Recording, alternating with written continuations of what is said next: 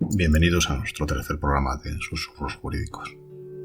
Hoy contaremos con las colaboraciones de Yolanda, Antonio, JR, Inma, Mar, que se añadirá después, y con una invitación especial de Susana, fiscal especialista en delitos de odio.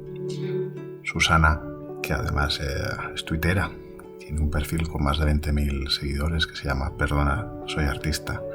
Y además tiene un blog jurídico que a mí me cuesta siempre nombrarlo, pero es Con mis tacones y mi toga, o Con mi toga y mis tacones. No consigo engarzarlo. Ese blog jurídico tiene más de 457.000 visitas este año. Es un éxito total. Es una maravilla porque de una manera sencilla y amable explica determinados conceptos jurídicos y nos va a ayudar muchísimo en el programa de hoy. Y va a tratar sobre los delitos de odio, sobre lo que ha ocurrido esta semana en el mundo jurídico que pueda tener alguna repercusión en los delitos de odio. Y nos va a ayudar mucho a entender la idiosincrasia de los mismos. Nosotros intentaremos ponerla en algún apuro, actuando de abogados del diablo, intentando defender las situaciones o las posiciones contrarias para poder contradecir. Sin más, agradecer a Susana su presencia y nada, darle paso para que empiece con una breve exposición que luego Antonio nos la remarcará desde un punto de vista psicológico. Susana, te doy paso. Hola, estamos aquí para hablar de, entre otras cosas, de delitos de odio. Los delitos de odio parece que todo el mundo sabe lo que son, pero luego a la hora de la verdad es un tipo que tiene muchos matices. Lo más importante es decir que no todos los tipos de odio, no siempre que se odia a una persona o a un grupo de personas se comete un delito de odio y exactamente lo contrario, que para cometer un delito de odio no es necesario odiar. ¿Por qué? Porque esto es un tipo específico del derecho penal y lo que se exige es que se cometa un acto o se profiera una expresión que incite al odio contra un grupo de personas o contra una persona por pertenencia a un grupo por unos motivos tasados que hacen referencia al origen, a la etnia, a la religión, al género, al sexo, a la orientación sexual y, bueno, solo en relación a las circunstancias que dice el código. Estarían fuera mientras que no se tramite una reforma que parece que estaba en trámite, lo relativo a la aporofobia, y también está fuera otros tipos de discriminación como la gerontofobia. El tipo un poco híbrido que queda en medio es el relativo a la ideología, porque salvo este, todos tienen en común que se ataca a un grupo vulnerable. Pero por razón de ideología, que se hable de un grupo vulnerable o no es más difícil, ¿no? Porque es más vulnerable una ideología a otra. La instrucción de la Fiscalía General del Estado, la 719, pone un ejemplo que la verdad es que se tildó de poco afortunado. Y yo como ejemplo lo encuentro, la verdad es que puede encontrarse un poco afortunado, que incluso si se atacara a alguien de ideología neonazi por el tema de esta ideología, podría estarse cometiendo delito de odio. Quitado este supuesto concreto de la ideología, en el resto siempre se necesita que haya un grupo o vulnerable por razón de la pertenencia a ese grupo, como puede ser religión, orientación sexual, y que se le ataque para incitar al odio. Simplemente para acabar esta pequeña introducción, decir que los delitos de odio se cometen tanto por acción como por expresión. Por acción es muy fácil, porque pegar una paliza a alguien por razón de su orientación sexual, ahora que estamos en la semana del orgullo por homofobia, por ejemplo, es muy fácil de identificar, pero cuando una expresión se profiere en redes sociales, la capacidad, la potencialidad del discurso de odio, la verdad es que es muy difícil. Y yo con eso termino esta introducción y ya abro el debate. Sí, gracias, Susana. Pero antes de empezar el debate, una pregunta tonta. A Mm. mí el ejemplo de los neonazis, igual estoy diciendo una barbaridad, no me parece malo. Es decir, nuestra tolerancia tiene que ser tan grande como para tener que tolerar eso. ¿No es un poco lo que puede significar la lucha contra los delitos de odio o no? Sí, sí, vamos a ver, yo estoy totalmente de acuerdo. Lo que pasa es que esa instrucción, que en realidad las instrucciones de fiscalía son un instrumento jurídico dirigido a juristas para que los interpretemos. Cuando pasa a manos del gran público, claro, dio lugar a titulares como que la fiscalía defiende los derechos de los neonazis. A eso me refería. Sí, sí, sí, sí, no, te entendemos. Lo que pasa es que a mí me parece un ejemplo muy duro para... Los juristas lo entendemos, pero lo que dices, igual el público general no. Antonio, yo sé que tú le quieres dar un toque a los delitos de odio psicológico, moral.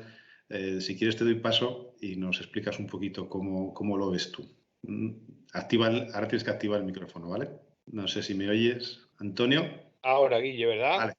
Sí. Vamos a ver, mira, dentro del campo porque vamos a ver, un delito de odio es un delito, entre comillas, como otro cualquiera, ¿no? Es decir, pero es un delito con unas características psicológicas un poco particulares, ¿no? Porque nace precisamente del odio a otra persona o a un grupo, fundamentalmente a un grupo, ¿no? Entonces, es curioso, pero a pesar de que a lo largo de la historia ha habido muchos episodios que podríamos encuadrar dentro de delitos de odio, aunque, por ejemplo, por poner más, la gente puede ser más fácil para ellos. Por ejemplo, lo que pudo ocurrir a la Alemania nazi, ¿no? Fue un genocidio, pero aparte, evidentemente, pues había debajo mucho delito de odio, ¿no? Sin embargo, es a partir de los atentados, de los grandes atentados del 11M, ¿no? Cuando se comienza a estudiar en la psicología social por qué ocurre esto, ¿no? Lo primero que nos damos cuenta es que, o sea, nadie odia cuando nace. Es decir, no hay ninguna persona que odia cuando nace. Luego ha de desarrollarse en un entorno social que le lleve a generar ese odio para que pueda construir ese delito, ¿no? Psicológicamente es bastante curioso porque el delito de odio, aunque va dirigido a una persona, la intención de hacer daño a esa persona es por la pertenencia a un colectivo, no en sí mismo se daña a esa persona, pero en función de un colectivo. Se le daña porque es homófobo, o se le daña porque es negro, o se le daña porque tiene una ideología política distinta a la tuya, pero realmente no late bajo la esencia el odio a una persona concreta, sino a un aspecto grupal, ¿no? Fundamentalmente se activan, o los psicólogos dicen que se activan tres emociones, que yo creo que es cierto, ¿no? Que son la ira, el desprecio, y en muchos casos es paradójico, pero es el miedo a aquella persona contra la que tú lanzas el delito de odio, ¿no? En definitiva, son prejuicios, pero esas tres características, ira, desprecio o miedo, siempre concurren en el delito de odio. Hay una cosa que me ha parecido apasionante, ya fuera del campo de la psicología, sino dentro del campo de la neurología, que se ha experimentado mucho. Sabéis que hoy en día te pueden ver perfectamente el cerebro y qué zonas se te activan cuando se produce una cosa o se produce otra. Se produce amor, se produce odio, se produce hambre, se te activan zonas del cerebro que son distintas a otras, ¿no? Pues los neurólogos, hay una opinión unánime, se ha demostrado empíricamente que las zonas del cerebro que se te activan cuando una persona es propensa o ha generado delitos de odio o se le provoca en ese momento, se activan exactamente las mismas zonas que se activan cuando algo produce asco, repugnancia o miedo. Y por lo tanto es un elemento muy primario, ¿no? Claro, debajo de todo esto, lo que late es la idea de qué podría servir para intentar acabar con, o al menos disminuir, estos delitos de odio, ¿no? Hay una cuestión que está clara y concluyo enseguida, que es que dentro de ese delito de odio hay una cuestión muy importante, que es que se ha deshumanizado a esa persona, no hay ninguna empatía con esa persona. Cuando yo desprecio a alguien por su raza o lo desprecio por su orientación sexual, lo estoy despersonalizando, es decir, no carezco de ninguna empatía hacia él, ¿no? Entonces, los psicólogos es verdad que apuestan y lo hacen casi de forma unánime, y en ese sentido pues la neurología está de acuerdo, ¿no? En que es un problema al final de educación, y retomamos el principio: nadie nace odiando. Por tanto, la educación es fundamental. Aprender en los colegios a convivir. Aprender en los colegios un sentimiento de psicología emocional muy importante, que es la empatía, que evita el delito de odio. Una persona que es empática, es prácticamente imposible que pueda cometer un delito de odio, ¿no? Y sobre todo intentar, desde que somos muy pequeños, porque son el germen de los delitos de odio, evitar aquellos comportamientos cotidianos de nuestra vida cotidiana infantil que puedan ser generativos de que seamos personas propensas a esa conducta.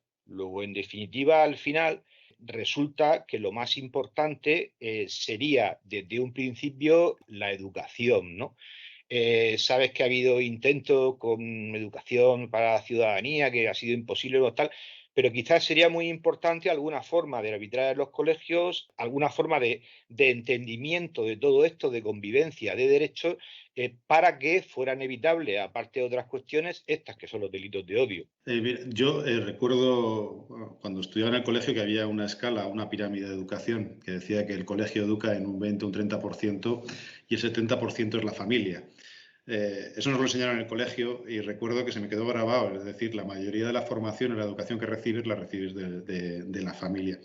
Pero enlazando un poquito con el orgullo gay, Imara, te doy la palabra, simplemente miedo, desprecio, ira y orgullo y conocimiento. Son las 5 palabras que yo había escrito. Es decir, muchas veces el miedo y con las personas homosexuales o gays nos pasa, es decir, puede que nos produzca miedo el contacto porque no tenemos esa relación, esto suena muy mal decirlo, pero y eso provoca una reacción de desprecio o ira a determinadas personas por el miedo que les provoca.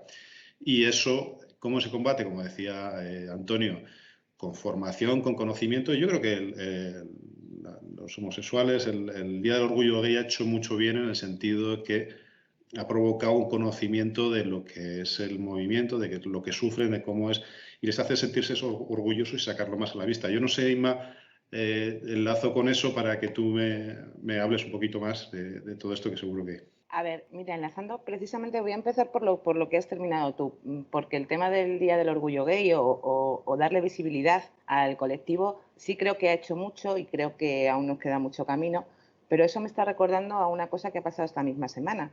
No sé si todos, bueno, creo que como todos estamos en redes lo hemos visto. Si habéis visto la campaña de correos, se han puesto unos buzones con los colores de la bandera LGTBI, en redes ha sido súper polémico.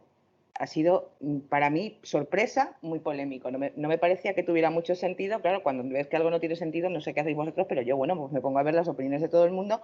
Y claro, a mí lo que me chocaba es que algo que para mí estaba normalizado o entendía normalizado, como tú has dicho, que en la época en la que estamos en la Semana del Orgullo o que estamos en estas celebraciones, es normal este tipo de cosas, ¿no? Para visibilizar, para que lo invisible es lo que no podemos luchar contra ello, ¿no? Entonces, en este caso, me pareció una campaña muy acertada de correos y que fue criticada además, en principio por motivos económicos. Cuando empiezas a ahondar en lo que dice la gente, te das cuenta que no eran motivos económicos, que realmente estábamos en lo mismo de siempre. Era un problema de discriminación, porque seguramente si lo hacemos de cualquier otra cosa y le ponemos a los buzones la bandera de España, pues nos habría encantado a todos la campaña, creo. O a mucha gente le habría gustado la campaña. Me refiero a algo que nos una mucho, ¿no? Pues pensando en el Mundial de Fútbol, por ejemplo, para que no sea más claro cuál es el ejemplo y sea muy, muy de extremo, ¿no? Pues si nos ponen los buzones con la selección de fútbol, seguramente todos habríamos estado encantados y a nadie se nos hubiese ocurrido polemizar con algo tan sencillo como que es visibilizar un colectivo que efectivamente sufre una discriminación. Empezando por ahí, y sigo y enlazo con las redes y con lo que dice Antonio del tema de la educación. Pues al fin y al cabo, cuando hablamos de delitos de odio, esos grupos vulnerables tienen una especial protección. Recordemos que estamos hablando de derecho para gente que no nos entiende, pero también tenemos compañeros que nos escuchan. Todos sabemos que el derecho penal es el último ratio y el último lugar donde debemos ir a discutir cosas, pero cuando se incluyen los delitos de odio en el Código Penal es porque evidentemente hay un problema social de base que hace que eso se incluya, porque realmente está sucediendo algo tan grave en la sociedad para que el derecho penal tenga que intervenir. Decía Susana, pues el tema de palizas o el tema de cualquier otro delito que nos parezca muy aberrante. Otra cosa que me llama mucho la atención esta semana y que también ha dicho Susana es el tema de la porofobia. Esta semana no, la anterior. La porofobia que en su momento ya en las anteriores legislaturas fue aprobada para incluirla hacer una modificación, incluirla en el Código Penal, de repente se vuelve a retomar y surge en redes sociales lo mismo. Algo que a mí también me sorprendió. O sea, a todos nos parece horroroso cuando hemos visto imágenes de palizas a mendigos en la calle o surgió mucho cuando aquella broma de un youtuber que le da una galleta llena de pasta de diente a un indigente. O sea, nos alarmamos y nos parece terrible cuando vemos esas cosas, pero luego no somos capaces de trasladar a que realmente esas cosas se producen porque hay odio a ese colectivo o hay una discriminación a ese colectivo, ¿no? Entonces, al final, como decíamos desde el principio, pues hasta qué punto las redes sociales están facilitando o están haciendo que tengan un altavoz o que tengan más repercusión esos delitos de odio, y hasta qué punto son delitos de odio o no son delitos de odio, que como ha dicho Susana, tú puedes odiar a alguien pero no ser delito de odio, ¿no? En eso, además, hablando jurídicamente, y le pregunto a Susana y se la lanzo para que me dice, pongo un ejemplo, porque creo que además así la gente nos entenderá. Por ejemplo, un profesor de un instituto que tiene un problema con alguien en ese instituto y sus alumnos de repente empiezan a poner en redes sociales porque es gay, maricón de mierda, y a meterse con su trabajo y sus capacidades porque es gay. ¿Estaríamos hablando de un delito de odio, Susana, o estaríamos hablando de un delito de injurias con un agravante de odio del artículo 22.4 del Código Penal? ¿Sería difícil o no sería difícil ir por un delito de odio porque realmente todas las afirmaciones que se hacen contra las capacidades de esa persona es por razón de su orientación sexual? ¿O sería mucho más fácil que fuera injurias? Por alusiones, Susana, luego JR te doy paso, ¿vale? Pero Susana, que además habías levantado la mano, te dejo y luego ya Yolanda. Gracias. Vale, pues bueno, respecto al delito de odio que decía, el supuesto delito de odio del que hablaba Inma, ahí está, vamos, esa es la pregunta del millón, ¿no? Porque hay delitos donde es clarísimo, pues uno coge la figurita que está arriba del televisor y eso es un robo, esto no tiene más vuelta de hoja. Y si además, bueno, pues pone un cuchillo al cuello a la propietaria, pues está la intimidación. ¿Qué es lo que pasa con un delito de odio? Pues que nos exigen que se incite al odio, sobre todo si se trata de un delito de expresión. Y ahí hay una línea finísima, ¿no?, que depende del interpretador. Y el interpretador pues tiene que deducirlo de determinados aspectos que ya digo que no son tan fáciles. El ánimo del lucro en el delito de robo se deduce bueno, pues de que una persona va a una casa, rompe la cerradura, coge y se lo lleva, ¿no? Y además luego lo vende. Entonces esos indicios son clarísimos del ánimo de lucro. No hace falta decir, tengo ánimo de lucro. Pero lo del odio, ¿hasta qué punto se quema el odio? Pues ahí depende de muchos factores, ¿no? Hay que ver la difusión que ha tenido, quién lo ha difundido, de qué manera. Pero yo ahí también querría decir una cosa que jurídicamente nos ha supuesto un problema, ¿no? Todo el mundo parece que hacía palmas de que desaparecieran lo que eran las faltas y luego los delitos leves como las injurias. Sin embargo, a nosotros nos ha supuesto un problema grandísimo, ¿no? Porque no nos deja una zona intermedia. Este hecho del que hablaba Inma, entonces nos encontraríamos con que eso todo o nada. O nos vamos al delito de odio o las injurias, como se han tipificado cuando son de particulares, salvo que sean constitutivas de delito, que es muy difícil. Lo que sería un delito leve de injuria o una falta de antes de injuria no es nada. Entonces ya no tenemos un sitio donde enganchar esa agravante de odio. Hemos abogado varias veces porque el derecho no puede ser de todo o nada, ¿no? Entonces esa zona intermedia muchas veces no sirve. Hay veces que se estira mucho el delito de odio ahí. Y luego además hay otra cosa procesal que la gente no tiene en cuenta, que es que por el número 5 del artículo 510 todo es competencia de la sala. Y esto, que parece una nimiedad y que es muy cómodo porque vas a la sala y los que somos especialistas nos pone de narices porque tenemos un solo juicio y nos podemos explayar, pues no lo es tanto a la hora de los recursos, ¿no? Sería a veces mucho más cómodo, procesalmente hablando, que viviera la vida procesal más ordinaria de un juzgado de lo penal, luego un recurso de apelación, pero a veces nos lleva directamente a un recurso que tiene una vía mucho más estrecha.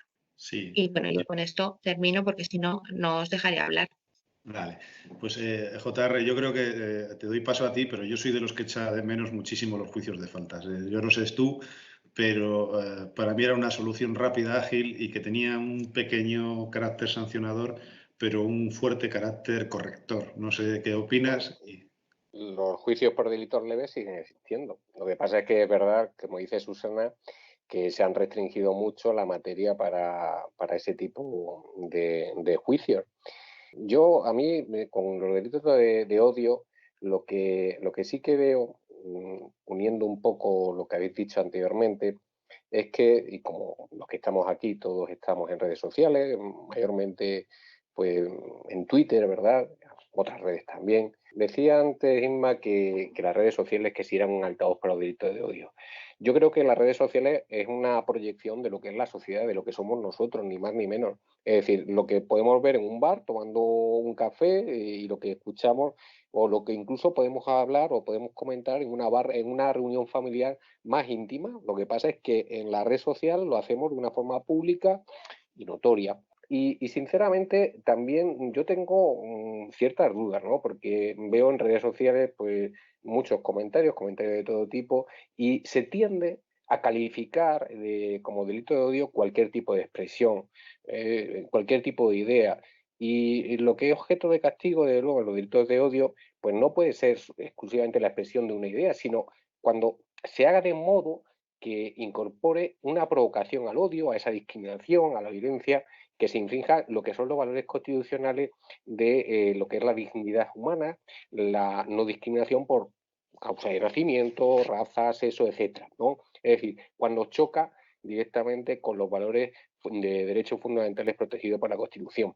Y es decir, se exige un plus, no solamente cualquier idea que se proyecte va a ser un delito de odio, como bien decía pues Susana, y tendemos o se tiende a cualquier expresión llevarla por el ámbito del derecho penal, por el ámbito del delito de odio. Y yo creo que, en efecto, si hubiese en el ámbito jurídico penal, porque puede haberse una colisión entre lo que es el derecho de la libertad de expresión y el derecho a la dignidad humana, que es, digamos, una de las causas que protege, el bien jurídico que protege el delito de odio, ¿verdad?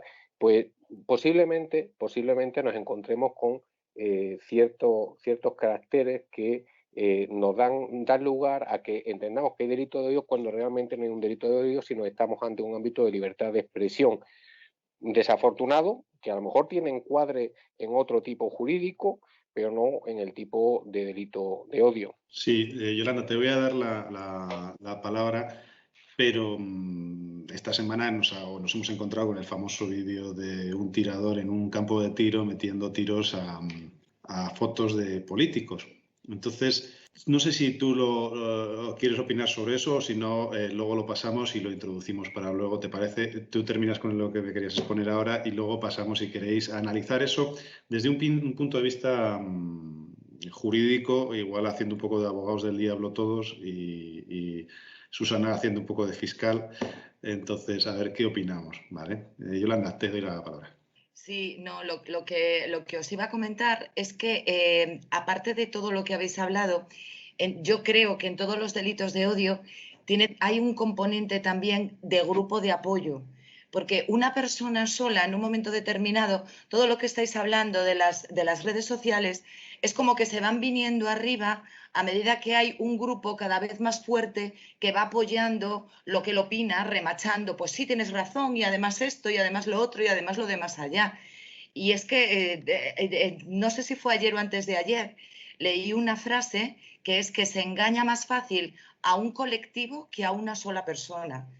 Y es que por ahí vienen un poco los tiros, porque lo que estaba recordando a medida que ibais hablando es una campaña ya de hace tiempo, que era de un organismo internacional, no recuerdo de cuál, pero que se le preguntaba a personas de distintos países y de distintas etnias si ellos se consideraban pues parte de la raza humana o de algún colectivo en concreto. Y entonces ellos iban respondiendo, pues una persona blanca decía que era sueca, pongamos por caso, y que toda su familia era sueca. Una persona afroamericana en Estados Unidos decía que él era negro y que toda su familia era negra y que él se sentía identificado pues con esa colectividad, con su grupo. Y resulta que se les hizo una prueba genética a todos y había, creo recordar que era un 20 y tantos % de material genético idéntico en todas las personas. Entonces se sorprendían, luego se les exponían los resultados y se sorprendían. Entonces, un poco el tema de la empatía que había lanzado Antonio y el tema de la educación viene relacionado con eso.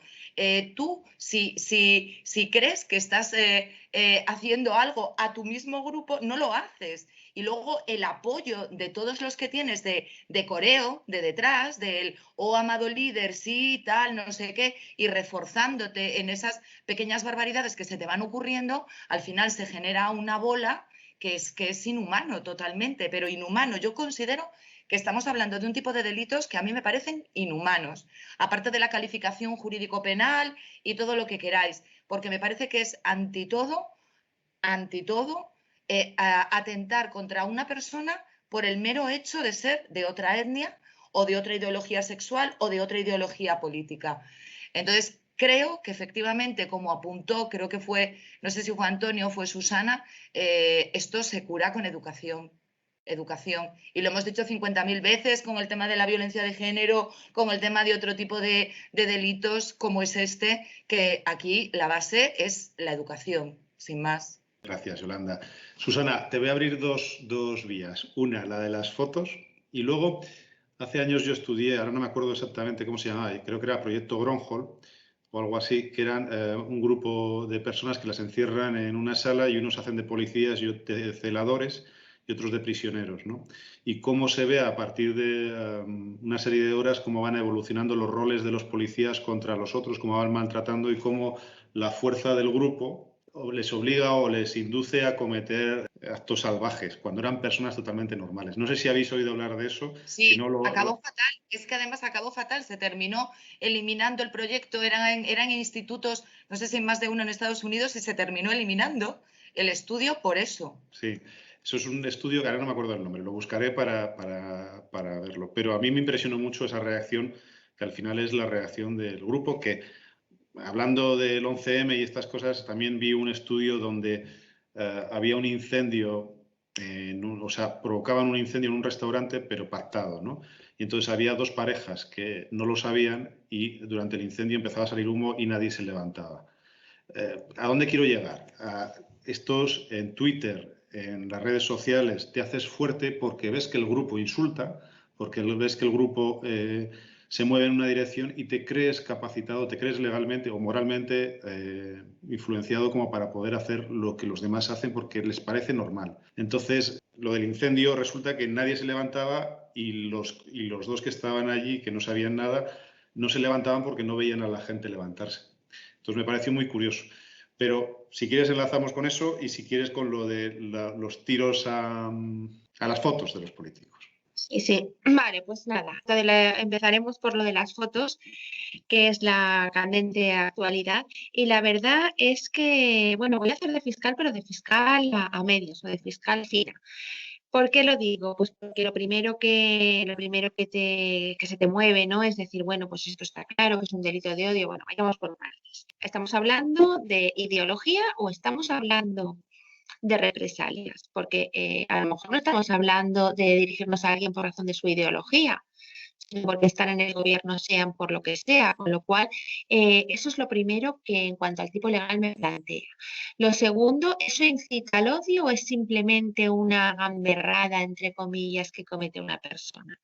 Pues habrá que ver sobre todo, yo el vídeo lo he visto por encima, pero cómo se difundió, cómo va acompañado. Antes te apuntaba el hecho de que fuera Pablo Iglesias, creo, el que lo hubiera difundido, si tenía claro que tiene influencia. Tiene mucha influencia porque mientras circulan en los grupos de WhatsApp, pues por la jurisprudencia sabemos que lo de los grupos de WhatsApp pues depende de la naturaleza del grupo de WhatsApp, si son un grupo de familia o es un grupo ya más estructurado, como de un trabajo y demás. Pero aparte yo me planteo en cuanto al propio hecho. ¿Estamos ante un delito de odio o estamos ante un delito tocante al de odio pero que no lo es? Me estoy refiriendo al delito del artículo 504, que es el de amenazas a miembros del gobierno.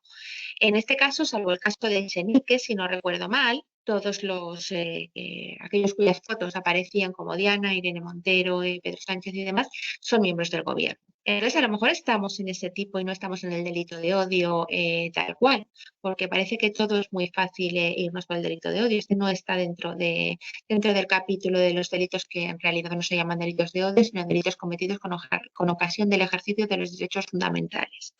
previstos en la Constitución. Y esto me hace entroncar también con otro tema que se apuntaba antes, que es el que hemos dicho del niño torero. Este caso no es un delito de odio, se llevó por la sección de odio y se seguiría llevando porque se entiende que bueno, tiene ese componente de vejación y se calificó como un delito contra la integridad moral. Sí que es verdad que la acusación particular calificaba de delito de odio, pero la Fiscalía no fuimos nunca por delito de odio, fuimos por delito contra la integridad moral. Por si alguien no lo recuerda, se trataba de los insultos por redes a un niño enfermo terminal, que como quiera que su mayor ilusión era ser torero, pues los toreros le montaron una corrida homenaje. Efectivamente el niño supo de todas estas cosas, porque bueno, por la razón que sea, también pues claro, vio la tele para ver el homenaje que le hacían y tal, supo de las barbaridades que le estaban diciendo, que eran terribles, ¿no? Le gusten a uno o no le gusten los toros, las barbaridades eran terribles, y decidimos ir por un delito contra la integridad moral. La audiencia entendió que, perdón, el juzgado de lo penal entendió que no había delito, que era muy reprochable moralmente, pero no había delito. Por la Fiscalía recurrimos, por la acusación particular también, pero nos dieron la razón a la Fiscalía y por eso pues lo cuento, ¿no? Porque además fue mi debut, ¿no? Como fiscal de delitos de odio, en el sentido de entender que es un delito contra la integridad moral. ¿Por qué cuento esto? Porque esto es un supuesto muy interesante, pero sobre todo para que sepamos que ese odio, que está claro que es tan intenso y que el tipo está tan relacionado, que se asume por la Fiscalía, por la sección de delitos de odio, pero no es un delito de odio estrictamente. ¿Por qué? Porque no hay colectivo vulnerable. Ni los niños, ni los toreros, ni los aficionados a los toros son ningún grupo que sea susceptible de ser discriminado. No se atenta a la igualdad. Aquí es donde se está metiendo, mientras no se puede hacer otra cosa, la aporofobia. El caso de el mendigo de las galletas que ha hablado Inmaculada, que lo llevó mi compañero de Barcelona, fue por integridad moral, porque la aporofobia no está dentro del numerus clausus. Antonio, te voy a dar la palabra y te la paso, ¿vale? A ver qué llevas un poco de retardo, entonces por eso no te preocupes. Cuando inténtalo, y si no le paso a JR, me la ha pedido también. Simplemente, bueno, estamos hablando de delitos de odio, pero bueno, los ha explicado perfectamente, como no podía ser de otra manera Susana, ¿no? Pero también estamos hablando del odio que puede generar a esos delitos, ¿no? Y JR sacaba a colación el tema de las redes sociales, ¿no? Y el odio que se genera en ocasiones a partir de ahí o que se intenta difundir, ¿no? Yo creo que es un poco porque se utiliza a propósito. Es decir, la sociedad está absolutamente diversificada, o una gran parte, y se aprovechan las redes sociales para lanzar campañas que puedan generar odio hacia otras personas, siendo perfectamente conscientes, en muchos casos, de la diferencia que existe entre la libertad de expresión y el delito de odio. Pero entiendo que es absolutamente intencionado. Cuando Inma decía que se había sorprendido con esto de correos, ¿no? A mí me extraña que Inma se sorprendiera, ¿no? Primero porque es una persona muy inteligente y después porque yo sabía perfectamente que eso iba a pasar, ¿no? Porque era un momento ideal para que aquellas personas que quieren denostar que públicamente se dé visibilidad a la homosexualidad, pues era un momento magnífico basándose en que supone un gasto, ¿no? Entonces, en ese sentido, es utilizado por los políticos y por colectivos, ¿no? Es decir, y la red en ese caso se utiliza para eso. Y simplemente muchas veces se hace con la ambigüedad de dónde está el delito de odio y dónde está otra cosa absolutamente distinto, pero es totalmente intencionado y provocado para generar un estado de opinión. Sí, JR me había pedido la palabra antes, Inma, luego te paso a ti. Vale. Sí, yo rápidamente, ¿no? Solamente puntualizar una cuestión en relación, por ejemplo, las fotos, los disparos a las fotos. Insisto en lo que dije anteriormente, no toda expresión de una idea debe ser encuadrada en un delito de odio. Yo, frente a lo que pueda pensar la Fiscalía, a mí el hecho de que se dispare contra una fotografía de unos dirigentes políticos cuando el sí puede ser entendida como una crítica a la gestión de esos dirigentes políticos, igual que puede ser, por ejemplo, entendida el quemar el retrato del rey o colgar un muñeco de Puigdemont precisamente a una gestión o a una serie de formas de llevar a cabo contra la monarquía, pero no van dirigidas contra la persona ni contra un grupo de personas que, por lo tanto, no se fomenta, digamos, el tipo de odio o de lo que viene siendo el tipo penal.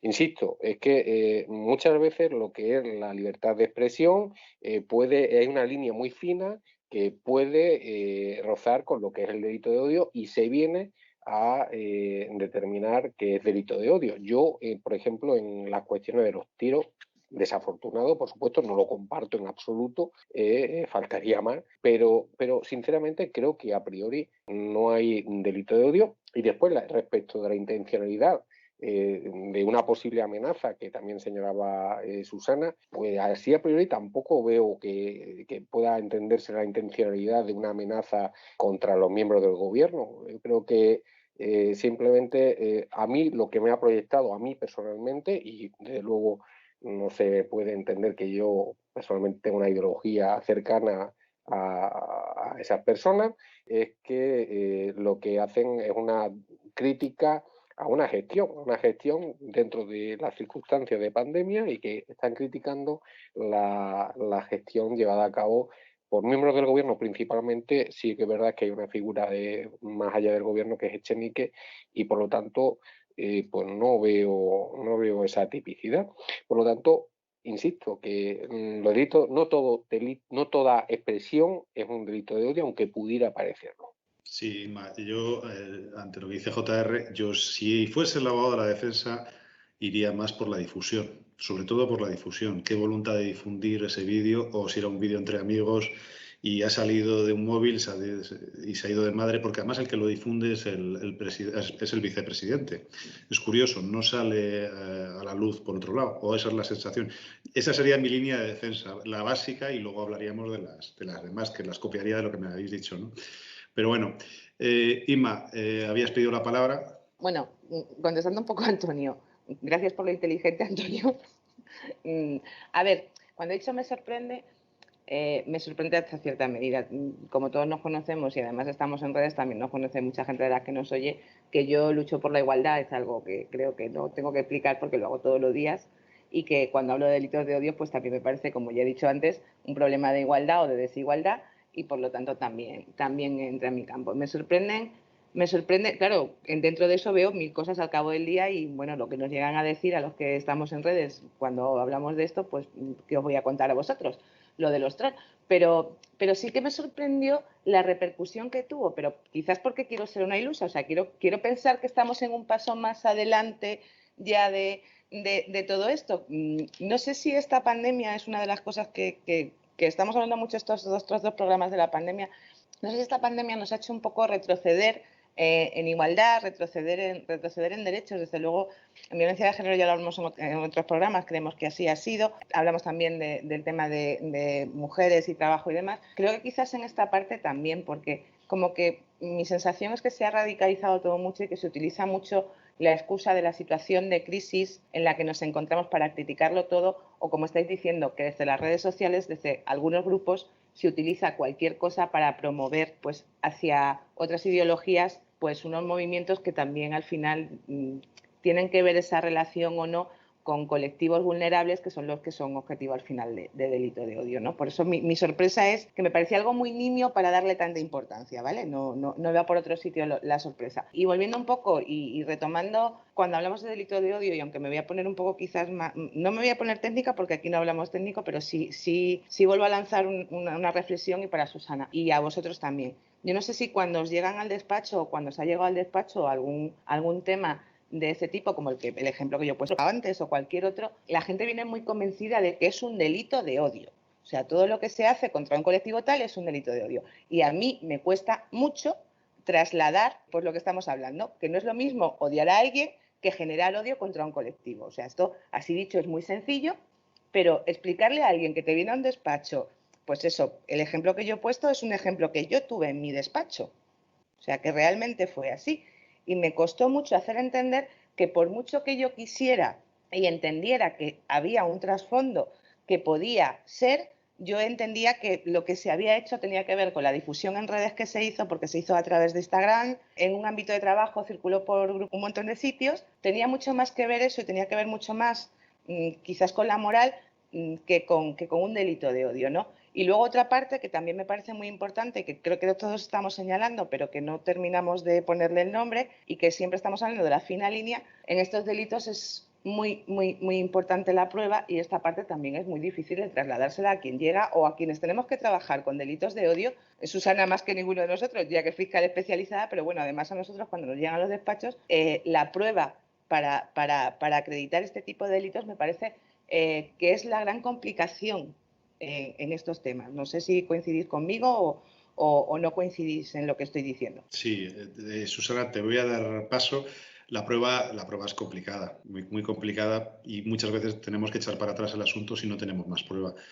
Respecto a la campaña, a mí me parece maravillosa. El único problema que yo veo o el enfrentamiento es que yo creo que va más por partidos o por ideas políticas que o sea, que la gente se ha lanzado más porque entiende que esa campaña es de la izquierda, de la derecha, y los de la derecha se lanzan más contra esa campaña con argumentos que has dicho antes económicos, pero realmente son partidas distintas y yo creo que no tiene nada que ver lo uno con lo otro. Pero bueno, Susana, por alusiones Bueno, otra vez.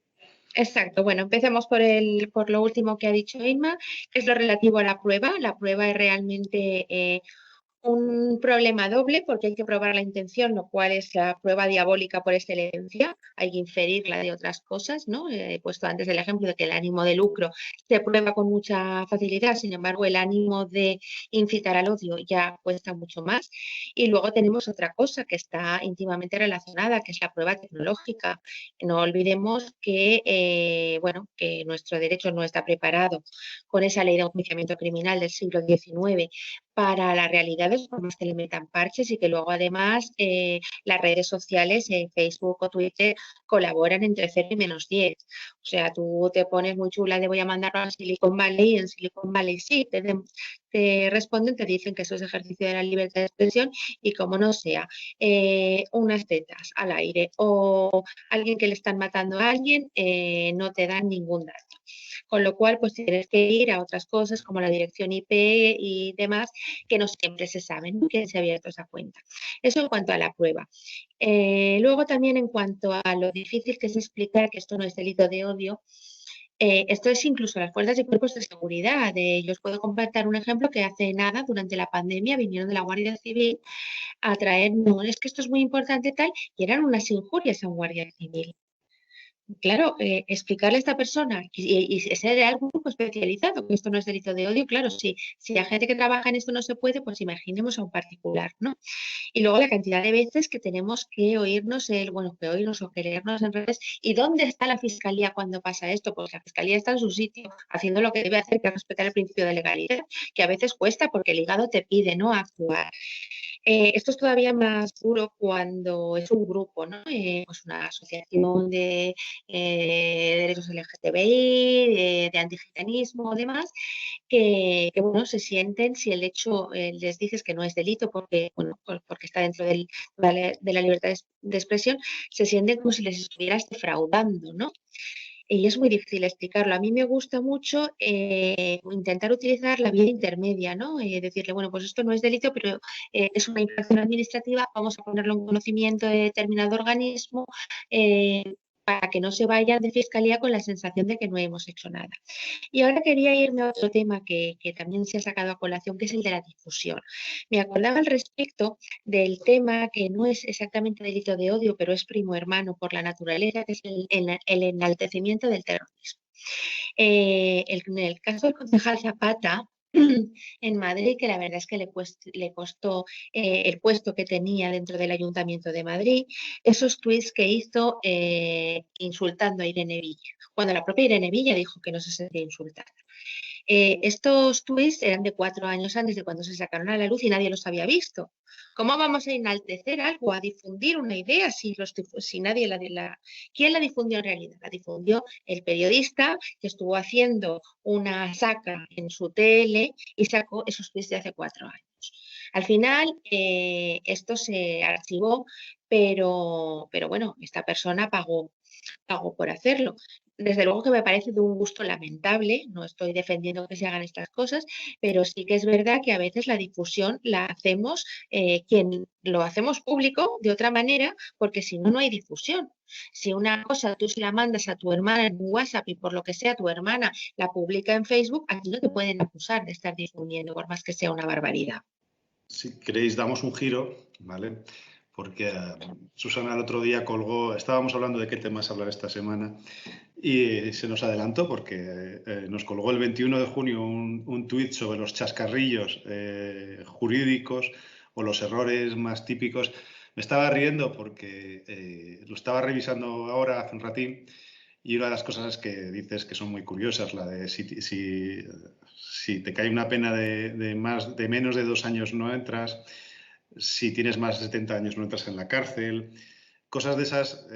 Vamos a intentar difundir un poco el derecho básico para que la gente sepa que hay muchas cosas que no se pueden decir, otras que no son reales y que bueno, que las vemos en el día a día. A mí, yo voy a empezar por lo más sencillo, si os parece, y luego ya nos reímos un poco de las cosas que escuchamos.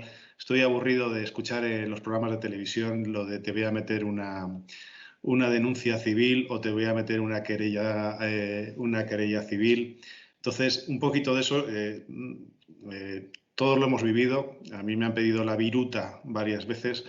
Entonces, no sé qué se os ocurre, qué cosas nos podéis contar o qué chascarrillos. JR, que me está pidiendo la palabra, es el primero. Yo os digo, yo para empezar creo que es que estamos influenciados en España, como en todos los países casi de Occidente, con la cultura americana. Y entonces la cultura de Estados Unidos, para ser exacto. Y esa cultura estadounidense que hace que veamos series, que veamos películas, que leamos libros producidos por autores estadounidenses y demás, hacen que asumamos parte de su acervo cultural y también de la práctica jurídica que allí se desarrolla. Y eso llega también a la ciudadanía. Y tanto es así que llega a la ciudadanía que yo personalmente, cada vez que tengo un cliente, vamos a ir a juicio, y supongo que vosotros también, pues les explicáis cómo va a ser el juicio, cómo va a ser, cómo se actúa, cómo actúa el abogado, cómo es la sala, que nosotros no estamos de pie, que generalmente estamos sentados, llevamos toga, y le explicamos todo. Y la verdad es que muchas veces se sorprenden, pero no va a haber un jurado. No, en este tipo de juicios no hay jurado, es muy restringido. El juez, el juez hay que llamarle de alguna forma, bueno, dirigirse al juez como su señoría, no honorable, no sé cuánto, ¿verdad? Y desde luego explicarle claramente todo lo relativo a cómo se hace un juicio en España, que difiere bastante o en gran parte de cómo se hace en Estados Unidos. De hecho, otra de las cosas que veo y que afecta, aparte de esa de las series americanas, es el ámbito de Internet. El ámbito de Internet que hace que la gente adopte toda una serie de ideas preconcebidas sobre lo que es la justicia y sobre lo que es el desarrollo de la abogacía en particular y la justicia en general, ¿verdad? Y de hecho, eso de decir, pues no le concedo el divorcio, ¿no? No le concedo el divorcio y no le voy a conceder. Yo eso lo he tenido en mi despacho, a un señor que me decía todo serio, no le concedo el divorcio a mi mujer, ya puede ponerse como quiera. Y claro, yo cuando le decía, no, mire usted, eso no es así. Yo es que lo he leído en Internet, me decía, lo he leído en Internet, que si uno no quiere, no le concede el divorcio y por lo tanto seguimos casados. Bueno, pues yo creo que entre lo que la gente lee en Internet de una forma desafortunada y lo que recoge de películas y series americanas, sobre todo estadounidenses, pues se entiende o se tiende a tener una idea equivocada, insisto, de lo que es la justicia en general y lo que es la abogacía o el desarrollo de la abogacía en particular. Y que nosotros como abogados pues tenemos abogados y también en el Ministerio Público, el fiscal, que aquí tenemos una representante, pues seguro que más de una vez se ha encontrado en sala pues con problemáticas o con situaciones así. Y son situaciones de verdad bastante jocosas, ¿no? Y el otro día, el viernes pasado, sin ir más lejos, le dijo el juez a un testigo, ¿jura o promete decir la verdad? Y dice, juro y prometo. Lo dijo así todo serio, todo solemne, juro y prometo. Y dice, no, oiga, solamente o jure o prometa, ¿no? Y es así. Pues, Susana, te doy pie a ti para que nos digas alguna, pero sí que es verdad que esa imagen americana la tiene hasta el Ministerio de Justicia, que en la última publicidad ha puesto en los panfletos o en los pósters un juicio con un abogado de pie dando las conclusiones. O sea que, desgraciadamente, no ayuda tampoco la publicidad que se hace desde aquí para esto. Susana, cuéntanos un poco, porque el hilo es Sí. muy bueno. Así es, lo primero que hay que decirle a la gente es que los jueces no tienen mazo, porque además cuando apruebas la oposición, yo no soy juez, pero mi marido sí que lo es, todo el mundo te regala un mazo. Todo el mundo te regala un mazo y además le encanta lo de, no, vamos a ver, es que no, es que aquí lo que es de verdad, ahora ya hay mazos porque a la gente le regalan de las películas y se los ponen, pero no, aquí lo que es una campanilla. Eso por un lado, no llevamos peluca, que eso también no les gusta nada, pero no llevamos peluca. Hay algunos que les encanta, ¿no? La gente que tiene cierta alopecia, le he oído a algún juez decir que estaría encantado de disimularla.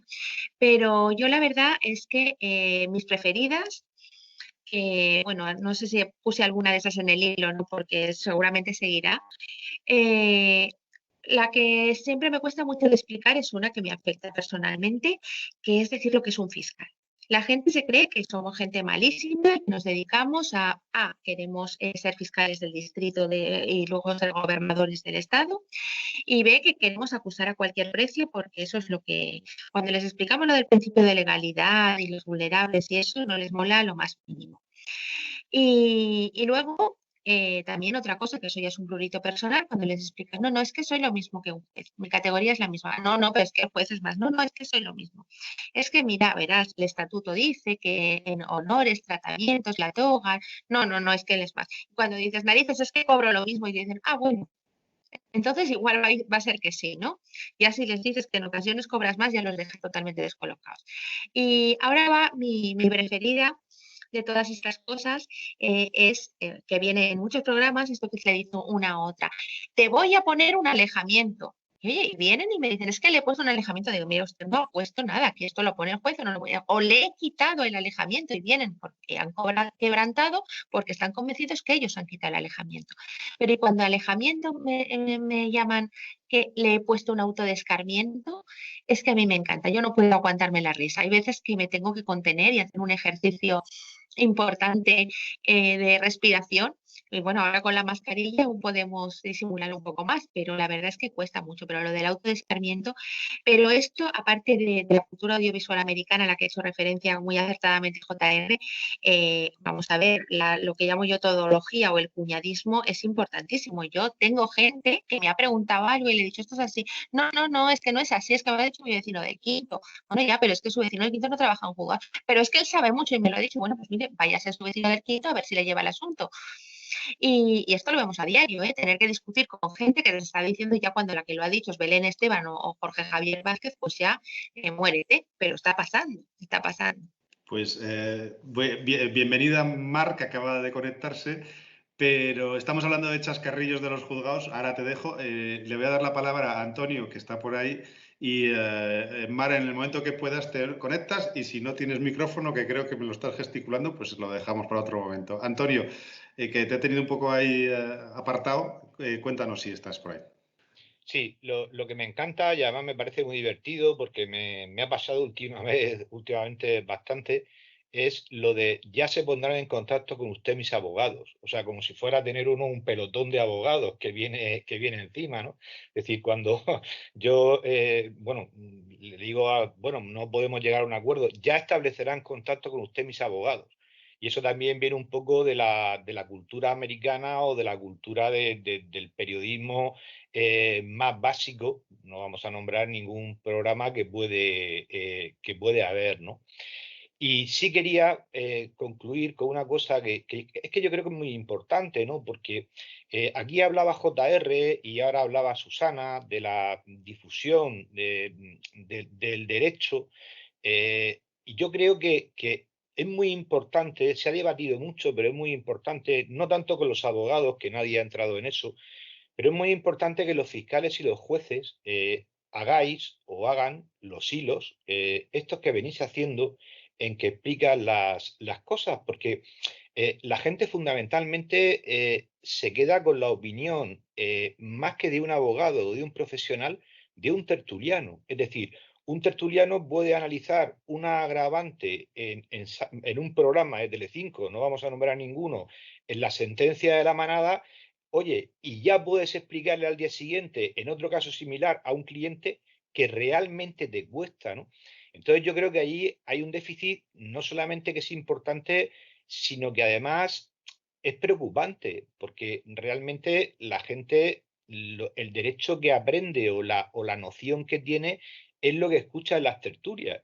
Que yo comprendo que ser tertuliano tiene que ser muy difícil, porque si yo tuviera que hablar de todo y explicar cómo operan el bazo, pues probablemente diría las tonterías más grandes, ¿no? Pero bueno, yo creo que sí realmente socialmente hay un problema. El derecho es un tema que antes no, ahora entre comillas se ha puesto un poquito de moda, la analización o analizar casos en determinadas tertulias, y claro, pues al final lo que uno escucha es absolutamente aberrante. El problema es que eso genera opinión y ahí hay un problema que es muy importante. Que ha pedido la palabra Yolanda primero, luego Inma y luego ya terminamos con Susana. Si os parece, seguimos ese orden. No, yo solo quería, así en plan chascarrillo total, que muchas veces, evidentemente, todo esto de la normativa que teóricamente debe de simplificar lo que es el lenguaje jurídico, sí que muchas veces nos la debemos de aplicar un poco todos, porque seguramente nos ha pasado lo de se afirma y ratifica y te contestan, no, no, no, no, no, yo digo lo mismo que dije. Que eso es algo, vamos, por lo que empiezan prácticamente antes los juicios de faldas, como les llamábamos, pero vamos, ahora prácticamente todas las declaraciones que dices, claro, pues es que la gente muchas veces no entiende lo que se les está preguntando. Otras veces saben de sobra lo que es la figura jurídica, como el caso del retrato, que todos lo hemos oído decir en numerosas ocasiones, por lo menos aquí, que es una zona muy rural, y te viene la gente y te dice, vengo para que me interponga usted un retrato. Y saben perfectamente lo que es, pero bueno, lo llaman retrato. Pero bueno, de esas sí que en las zonas rurales, con el tema de los deslindes y demás, tenemos vocablos para todos los términos jurídicos. Prácticamente hay un vocablo paralelo, empezando por el périto y terminando por el cónyuge y finalizando por el espejo de cuerpo presente y la herencia de la abuela. O cuando te hablan en fanegas y no en metros cuadrados, que lo llevamos muy mal. Inma. Cuartales, aquí eran cuartales. Cuartales. Pues no sé, Inma, cuéntanos. Poco por terminar y quizás con todo lo que hemos dicho recogerlo un poco. Yo hay una cosa que siempre cuento porque a mí me divierte mucho, porque la primera vez que lo recibí me hizo mucha gracia, y es lo de cuando nos llegan también notificaciones del juzgado, estos errores que nos producen los correctores, y cuando te llega una notificación en la que te dicen que van a notificar telepáticamente a los testigos. Dices tú, mira qué rapidez aquí, ni justicia digital ni nada. Directamente con la bola conectas ahí, ya pues le dices a la gente que tiene que venir a juicio. Creo que es muy importante lo que estamos diciendo y lo que ha dicho Antonio a raíz de lo que había dicho también José Ramón. Los medios de comunicación son muy importantes. Si somos muy pesados, por ejemplo, en el tema cuando vemos querella penal, somos todos, los juristas nos ponemos todos, que es que solo hay querellas penales, a ver cómo lo explicamos ya. Creo que, como ha dicho Yolanda, nosotros tenemos que hacer un esfuerzo por simplificar el lenguaje, tenemos que intentar hacernos entender, pero también creo que los medios de comunicación en todo esto tienen una responsabilidad muy importante, porque lo que no puede ser es que se estén dando, pues eso, cosas tan tontas como lo que acabo de decir, o sea, lo de querella penal, creo que es una cosa que si ya se ha repetido hasta la saciedad. Si uno es periodista, pues igual que yo, cuando hago mi trabajo, intento hacer lo mejor posible, documentarte, estudiarte lo que tengas que estudiar, pues creo que en ese sentido los medios de comunicación deberían ser un poco, o tener esa capacidad de poner a gente que sepa de qué está hablando cuando habla de un tema tan serio como es la justicia, o por lo menos intentar, si no, consultar con aquellos que sabemos, porque ya te digo, el error de querella penal es que cada vez que alguien lo dice y lo vemos todos los días, 400 juristas te van a decir en el momento que no es una querella penal, que es que solo las querellas penales existen, no existe una querella civil, entonces quítale el penal porque es una redundancia. Pues como eso, 1000 cosas. Entonces creo que el esfuerzo de este programa es un poco ese, el que intentamos que la gente nos entienda. Susana hace un blog maravilloso que es Con mi toga y mis tacones, que precisamente acerca muy bien todas estas cosas que pasan en el derecho, todas estas cosas que pasan con la desigualdad, el mundo jurídico, a un lenguaje que todo el mundo pueda entender y además muy, muy divertido. Como ha dicho Antonio, pues creo que en redes también tenemos que hacer ese esfuerzo, pero hay que pedir ese plus a quienes trabajan en esto, que son los medios de comunicación. Pues Susana, saltándonos los procesalismos o la parte procesal, damos la última palabra al fiscal, que suele ser el primero en hablar siempre, ¿no? Bueno, voy a aprovechar este momentazo, ¿no?, de hablar después que todo el mundo, que esto no lo vivo yo todos los días, vamos, no lo vivo prácticamente nunca, en algún civil y gracias. Pero quería, a ver, por un lado, insistir en lo que ha dicho Antonio y lo que ha dicho también Inma. Es muy importante la pedagogía. Es muy importante, además, que la gente lo entienda, pero además que lo entiendan los nuestros, ¿no? Yo cuando empecé con el blog, la gente se metía conmigo, pero me refiero a jueces y fiscales, pero como que era una cosa muy superficial, tal. Incluso han dicho que no era jurídico, porque no hablo en latín, ni ganas, aunque sé, Pero creo que es muy importante desacralizar todo esto. A los periodistas, pues bueno, hay veces que no se dejan, ¿no? Y os voy a decir 2 casos con los que no se dejan. No hay manera de explicarles que no hay libertad con cargos. Le dices, ya, pero es que esto es americano, ya, pero es que la gente lo entiende, claro, lo entiende porque tú le has contado esto, pero es que no les gusta lo de la libertad. Y tampoco les gusta nada que les expliques que no se procesa a todo el mundo, solo se procesa por delitos muy graves, porque tampoco les gusta nada, pero es que lo entienden, le han procesado por un delito leve, bueno, pues no. Pero voy a contar 2 pequeñas anécdotas que yo creo que son súper ilustrativas. Una es cuando se dice lo de diga ser cierto. Lo de diga ser cierto, un médico forense que tiene mucha retanca llegó y dijo, le dijeron, diga ser cierto que esto no sé qué dice, ser cierto. Y claro, todo el mundo, pues claro, era lo que, pero es muy ilustrativo. Y ahora esta que es, bueno, yo creo que es de las mejores, que fue mi primer destino, en un juzgado de Castellón, y llegó un señor. Estábamos en el juzgado, en un juzgado rural, como dice Yolanda. Llegó un señor con un papelito en la mano, nos lo enseñaba y decía, es que quiero ver al señor Francisquito. ¿Cómo al señor Francisquito? Sí, yo quiero ver al señor Francisquito, Oiga, aquí no hay ningún señor Francisquito. Oiga, que sí, que aquí me han citado para ver al señor Francisquito. Dice, y nos enseña el papel y dice, mire, ve lo que pone el Francisquito secretario. Era el infrascrito. Pero allí todos nos cogíamos de la risa, ¿no? ¿Para qué le pasamos a alguien, a una persona del campo, un papel donde pone el infrascrito secretario? Pues ahí está la cosa, ¿no? La anécdota es graciosa, pero la moraleja creo que es muy ilustrativa. Y con esto que queda como broche final, así no sé si queda bien, pero por lo menos es una cosa entretenida, termino. Muchísimas gracias, me lo he pasado muy bien. Pues muchas gracias, Susana, Inma, JR, Antonio, Yolanda. Hombre, tu blog he visto que tiene casi 460.000 visitas este año. Entonces, para no ser un blog jurídico, tiene muchas visitas esta señora fiscal. Con lo cual quiere decir que llega a la gente y la gente lo entiende y le resulta fácil. O sea, que enhorabuena y nada, muchas gracias. Buenas noches. Vamos a cerrar ya el programa con una conclusión. Vamos a coger... Os hemos dejado el enlace abajo sobre Tiempos de matar, que es una película de Matthew McConaughey, de Samuel L. Jackson, Kevin Spacey, una peliculón para los que somos abogados, donde se trata el tema del racismo. Os dejamos el enlace de las conclusiones finales del abogado, casi al final. Es muy duro. Si queréis ver toda la película, os la recomiendo y no me escuchéis Y si no, seguidme escuchando y luego veis la película, porque es... a mí realmente es de las películas que me apasionan ver o que me apasionaban ver antes de ser abogado.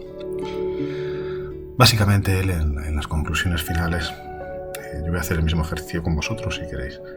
Básicamente él en las conclusiones finales les pide a todos los miembros del jurado que cierren los ojos. Y eso es lo que os pido a vosotros, cerrad los ojos. Imaginaros a esa persona gay, negra, o lo que sea, que habéis visto que ha sufrido abusos. Que nosotros muchas veces lo hemos visto y no hemos hecho nada. Por eso hay veces que nos sentimos cobardes y así nos tenemos que sentir para reaccionar ante estas situaciones. Pero imaginaros esa persona que en el colegio le llamaban negro, le llamaban todas las cosas que podéis imaginaros, o esa persona gay. Imaginaros que todos los insultos que habéis visto, identificarlos respecto a esas personas. Y ahora pensad que es vuestro hijo, que es vuestro hermano, que es vuestra madre. Empatizar con todo ese sufrimiento y empatizad con todo lo que han pasado. A ellos posiblemente no lo puedan superar o lo superen de una manera o incluso les haya forjado el carácter para hacerles más fuertes. Pero ese ejercicio de empatía es lo que hacemos muchas veces los abogados en los juzgados. Conseguir que lo que estamos defendiendo llegue a comprenderse desde un sistema o desde un punto de vista psicológico por parte del jurado, por parte del juez, incluso por parte del abogado defensor o acusación o el fiscal. Si conseguimos llegar, conseguimos comunicar, conseguimos que entiendan lo que esa persona ha pasado, el procedimiento tendrá más visos de ser ganado o de que se haga justicia. Buenas noches.